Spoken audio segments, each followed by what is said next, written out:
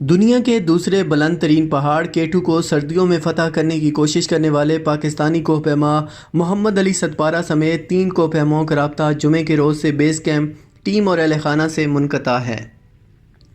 ان کی تلاش کے لیے ایک سرچ اینڈ ریسکیو آپریشن کا آغاز کیا گیا اور اس آپریشن کے آغاز ہی سے پاکستان میں سوشل میڈیا سے لے کر کوہ پیمائی سے متعلق دلچسپی رکھنے والوں حتیٰ کہ عام افراد تک سبھی یہ سوال کرتے نظر آئے ہیں کہ 8000 میٹر کی بلندی پر انتہائی سرد موسم میں ان 3 کوہ پیماؤں کے زندہ رہنے کا کتنا امکان باقی ہے۔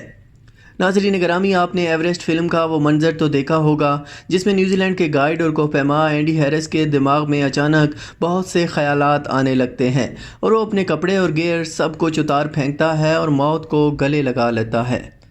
کیٹو جہاں بلند چوٹیوں کو تسخیر کرنے والے کوہ پیماؤں کے دلوں میں ایڈونچر یا مہم جوئی کے جذبات جگاتی ہے، وہیں یہ چوٹی دنیا کی سب سے بلند چوٹی ایوریسٹ سے بھی زیادہ خطرناک سمجھی جاتی ہے۔ اس چوٹی کو سر کرنے کی جستجو کرنے والے ہر 4 میں سے ایک کوہ پیما کی موت واقع ہو جاتی ہے۔ کیٹو پر اموات کی شرح 29% ہے، جبکہ اس کے برعکس دنیا کی سب سے بلند چوٹی ایوریسٹ پر یہی شرح 4% ہے۔ ناظرین گرامی، آپ کو یہ بتاتے ہیں کہ ڈیتھ زون کیا ہوتا ہے، لیکن اس کے لیے سب سے پہلے یہ جاننا ضروری ہے کہ ڈیتھ زون آخر کیا ہوتا ہے اور کوہ پیما ڈیتھ زون میں کتنے گھنٹوں تک زندہ رہ سکتے ہیں، اور اتنی اونچائی پر رہنے سے انسانی دماغ اور جسم پر آخر کیا اثرات مرتب ہوتے ہیں۔ طبی ماہرین کے مطابق انسانی جسم سطح سمندر سے 2100 میٹر تک کی بلندی پر رہنے کے لیے بنا ہوا ہے، اور اس سے زیادہ بلندی پر انسانی جسم میں آکسیجن کی سیچوریشن تیزی سے کم ہونا شروع ہو جاتی ہے اور جسم میں منفی اثرات رونما ہونا شروع ہو جاتے ہیں۔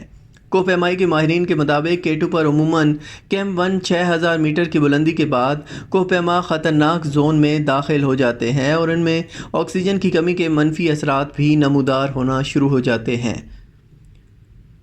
بایو کیپسا یعنی آکسیجن کی کمی کے ساتھ نبض تیز ہو جاتی ہے، خون گاڑھا ہو کر جمنے لگتا ہے اور فالج کا خطرہ بھی بڑھ جاتا ہے۔ زیادہ خراب حالت میں کوہ پیماؤں کے پھیپھڑوں میں پانی بھر جاتا ہے اور وہ ہائی الٹیٹیوڈ سیریبرل ایڈیما کا شکار ہو جاتے ہیں۔ انہیں خون کے ساتھ یا اس کے بغیر کھانسی آنے لگتی ہے اور ان کا نظام تنفس بری طرح سے متاثر ہوتا ہے۔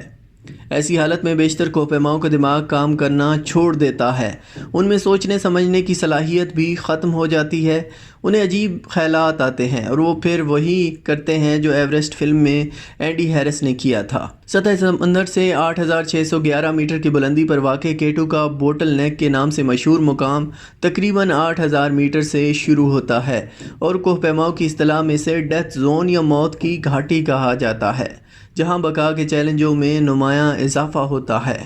یہاں کوہ پیماؤں کو جان لیوا قدرتی موسم کے ساتھ ساتھ نبردآزما ہونے کے علاوہ اپنے جسم کے اندر بھی ایک لڑائی لڑنی پڑتی ہے۔ ڈیتھ زون میں جہاں ایک غلط قدم کا مطلب سیدھا ہزاروں فٹ کھائی میں یا گلیشیئر میں گر کر موت کو گلے لگانے کے مترادف ہے، وہیں اس اونچائی پر آکسیجن کی مزید کمی سے سنگین اثرات رونما ہوتے ہیں اور انسانی دماغ کا جسم پر کنٹرول ختم ہو جاتا ہے اور جسم مفلوج ہو کر رہ جاتا ہے۔ ڈیتھ زون میں انسانوں کو سانس لینے کے لیے درکار آکسیجن کی کمی سے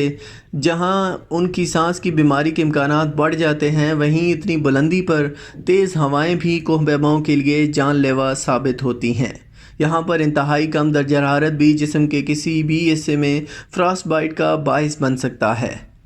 ڈیتھ زون میں غلطی کی کوئی گنجائش نہیں ہوتی اور یہاں آپ مخصوص وقت سے زیادہ نہیں گزار سکتے، اور یہاں نیند یا زیادہ دیر رکنے کا مطلب موت ہوتا ہے۔ اس لیے کیمپ 4 میں پہنچنے والے کوہ پیما سوتے نہیں ہیں، بس کچھ دیر سستا کر سمٹ کرنے یا چوٹی پر پہنچنے کی کوشش کرتے ہیں اور تقریباً 16 سے 18 گھنٹوں کے دورانیے میں چوٹی سر کر کے ڈیتھ زون سے نکلنے کی کوشش کرتے ہیں۔ اب یہ سوال پیدا ہوتا ہے کہ کوہ پیما ڈیتھ زون میں زیادہ سے زیادہ کتنے گھنٹوں تک زندہ رہ سکتے ہیں؟ اس کا سیدھا سا جواب ہے 16 سے 20 گھنٹوں تک۔ اگرچہ 48 گھنٹوں سے زیادہ کسی کوہ پیما کے 8000 میٹر سے اونچائی پر زندہ رہنے کے امکانات بہت کم ہوتے ہیں، لیکن ڈیتھ زون میں سب سے زیادہ وقت گزارنے کا ریکارڈ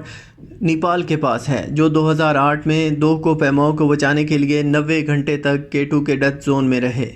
ابھی آپ کو بتاتے ہیں کہ اسی حوالے سے ان کے جو بیٹے ہیں ساجد ستپارہ، انہوں نے بھی میڈیا سے گفتگو کی ہے اور ان کا کہنا تھا کہ جب 2 کوہ پیما نیچے اتر گئے تھے تو میں اور میرے والد اپنے 3 کوہ پیماؤں کے ساتھ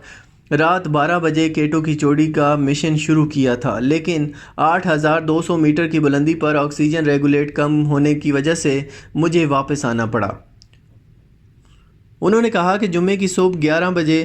ان کے والد علی ستپارہ اور دیگر 2 کوہ بوٹل نیک پار کر رہے تھے، جو کہ کیٹو کا سب سے خطرناک مقام ہے، اور انہیں یقین ہے کہ انہیں چوٹی سے واپسی میں ہی کوئی حادثہ پیش آیا ہوگا۔ ہماری مزید ایسی ویڈیوز دیکھنے کے لیے ہمارے چینل کو ضرور سبسکرائب کیجیے۔